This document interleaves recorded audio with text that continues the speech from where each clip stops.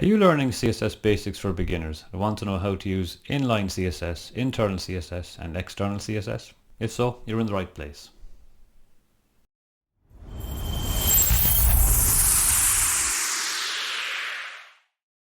Hi, Martin here from MDP Web Development. Today we'll be working on a project that we'll use as a reference project throughout the Web Development for Beginners playlist. Don't forget to check out the playlist from the start to get a better understanding of HTML and our reference project. It's updated each week with new videos. Be sure to stick around to the end to see how to get the project files on Git Hub to use throughout this playlist. I'll link to important videos there also. There's a link in the description down below to the GitHub repository where all the source code is. Let's get started. Cascading style sheets. So let's just do a quick recap on what CSS is. CSS is a programming language used to style websites. CSS shows how HTML elements are to be displayed, everything from their color, size, padding, margins, and position. Inline CSS. This means the CSS is placed in the element tag. This is not a very good practice as it leads to cluttering up our CSS and can lead to performance issues with the file size growing larger than it should be. Internal CSS is when the CSS is placed in the script tag on the HTML page. This is done in modern optimized websites, and the CSS is compressed and put into the head of the HTML page to make sure the page loads really fast for Google. External CSS, where the CSS is placed in an external file. This is standard practice and also leads to nice clean HTML because we have our CSS separated out in an external file. Here we can see the inline CSS is placed in the body section in a particular element. We can see here the P paragraph element. This is a paragraph of text. And we can see the style is put directly in the P tag. Style equals color red. Here we can see internal CSS is placed in the head section using the style element. Again, we have the paragraph of text. This is a paragraph of text. And it's set to red. We can see on the left the style tag and then the P color set to red. And here we can see an example of CSS placed in an external link. The CSS is in the folder CSS and the file is called mystyle.css. We can see the link here on the left. Relevance equal to style sheet tells Google and the internet and browsers that this is a style sheet. And hrefs shows where the style sheet is located. Before we go on, be sure to watch the Visual Studio Code Editor video. It explains how to get and set up VS Code for use in the Web Development for Beginners playlist. And also watch the video on creating your first web page. I'll link to them in the description below. Here's a summary to get you started. First, create a folder on your desktop and call it Reference Project. Next, download and install Visual Studio Code Editor for your operating system from the link in the description. Open VS Code, then open this folder and create a new file called index.html. In the file content, type an exclamation mark and hit enter. This should create a new standard document for you. Open the file from the desktop folder and it should be a blank page as we have not put any content in it yet. If you get stuck, just watch these videos first. So now we're going to open Visual Studio Code and our project and a browser window on the right to preview our project. It's going to go to our desktop and double click on Visual Studio Code. Then we're going to go to the Explorer view and open folder. And mine is on the desktop, so I'm going to go Desktop, Reference Project, select Folder. And here we can see we have our HTML file. If we open the browser view, we can see the reference project folder and the index.html file we created. Now to see the browser window on the right, if you have the live server extension installed, you'll see Go Live button down here on the bottom. And if you haven't, you just have to go out to your desktop, open the folder and click on the index.html file. So once you've clicked on that file, we're just going to click this Go Live button here. and that'll start up a new browser server window for us. So a handy shortcut for Windows to put something on the left and right is to press the Windows key and then right or left arrow and release the Windows key. Then select the one you want on the left or right. So I'll close this panel.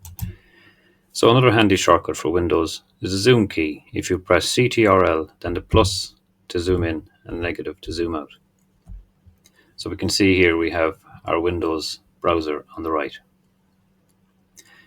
So the only difference if we had to open this manually on the desktop and click on the file is if we make changes on the left in our code editor, you would have to click refresh on the right to see it.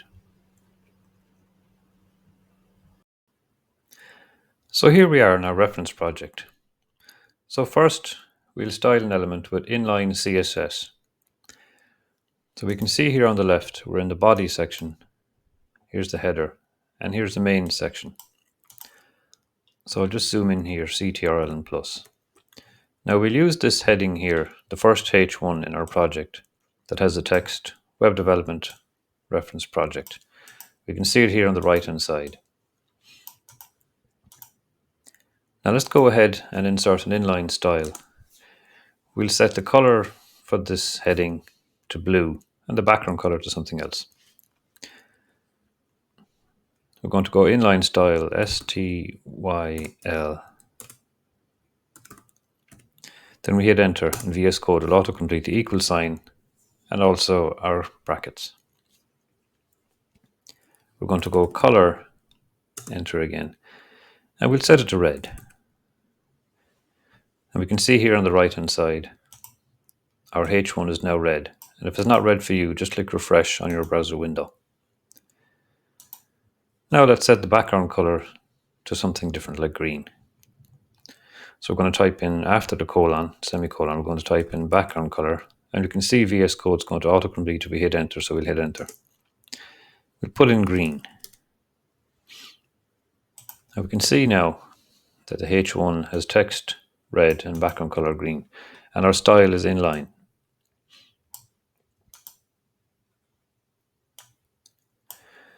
Next, it's a good idea to put the style internal in the CSS document. So we'll just undo what we've just done here. And we'll do it out by hand again, internal in the document. So instead of putting it inside the H1 element, we're going to go up to the head. And we're going to place it above the title section here. So in the head of the document, when it's inserted like this, we're going to use the Style tab.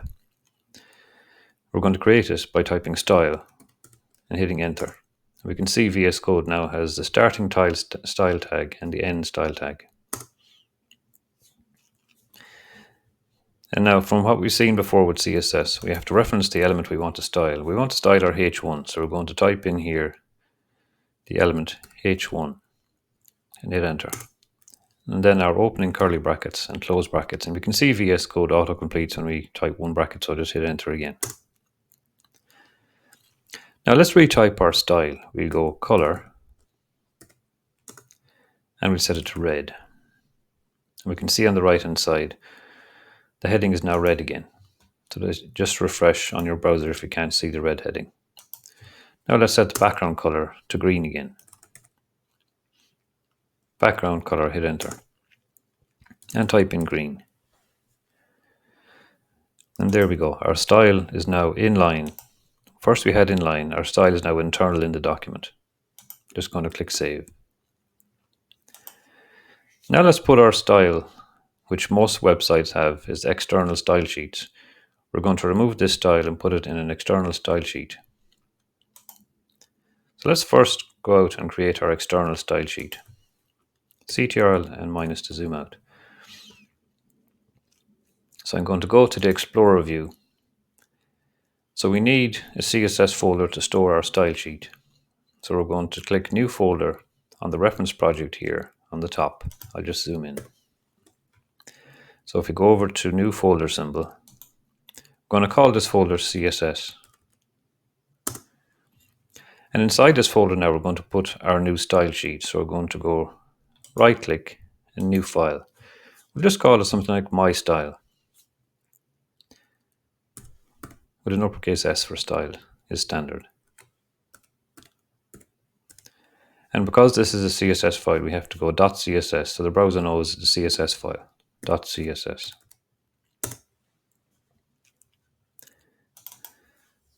Now I'll just close the Explorer view. We can see here now we have an empty style file. And we can see here we have our style. So now let's remove our style from this element on the page and remove the style tags and put things back the way they were. Now we can see our H1 is back to normal. Now let's paste our style into our style sheet and click Save. And what happens? Nothing. We haven't actually linked it yet. So now our style is in our mystyle.css, but now we have to link it to the index page. So the standard way to do this is to insert a link. So let's just go to above the title of the website and we type in link. We can see VS Code is going to autocomplete it and hit enter. And we can see VS Code also autocompleted link rel for relevance equals style sheet. This is going to tell the browser this is a style sheet. And like we saw before, a HTML reference, we can see here href equals and then brackets. So this is going to be the location of our style sheet. So we created a folder called CSS. So we're going to tell the browser CSS and then / for folder. And we can see here VS Code just looked in that folder and auto-completed. It found mystyle.css, so we just hit enter. And hopefully when we hit enter and save, our heading will change again. And we can see our heading has changed, so that means our style sheet has been found. If you can't see it on the right hand side, just CTRL and S for save in your project or file save, or refresh on your browser on the right hand side. Now, to validate that this actually worked for us, even though it looks fine, let's just remove this link and see if our heading goes back to normal. So CTRL and X for cut.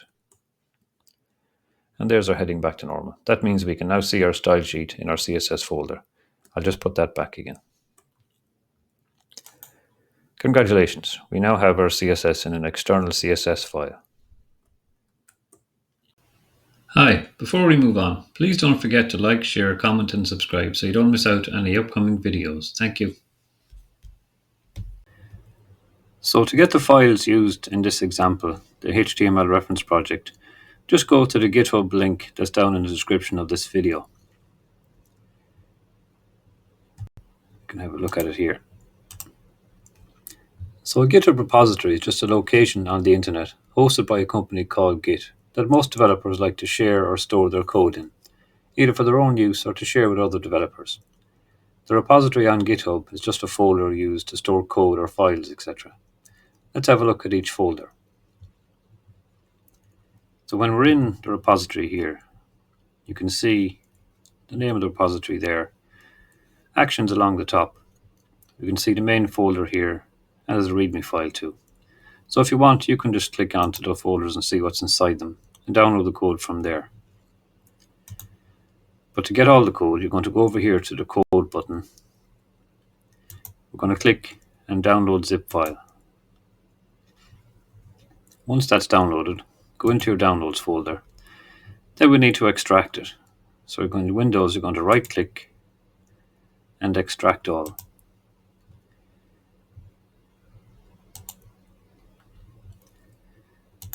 Now let's just have a look at these files in VS Code. So we're going to go to our desktop. We're going to open up Visual Studio Code. And now we're going to open the folder that we just extracted. Open folder on the left. And we're going to go to Downloads. And here we are. And you can see here on the Explorer view on the left, there's the folder we can click to expand. And here's the reference project folder. And here's the HTML file, so we'll click on that, and there's the code. You can use this for reference or to rebuild your project if something goes wrong. If you found this video helpful, please like, share and drop a comment below. Are you thinking of becoming a web developer and don't know where to start? Or you just want to create cool websites for yourself? If so, I'll be creating more content over the next few months, including all you need to know to get started on the road to web development. The content coming soon will be based on where to start, what to learn first, and how it all works. There'll also be step-by-step tutorials on how to use HTML, CSS and JavaScript for creating, maintaining and deploying your own websites live on the internet. These tutorials will help you create your own websites for yourself, for your friends, or to allow you to sell online. We'll also learn how to create e-commerce websites, from business plan to website to getting sales. Once we have our web stores created, next is digital marketing, to get people to see our stores and buy our products. Thanks for watching.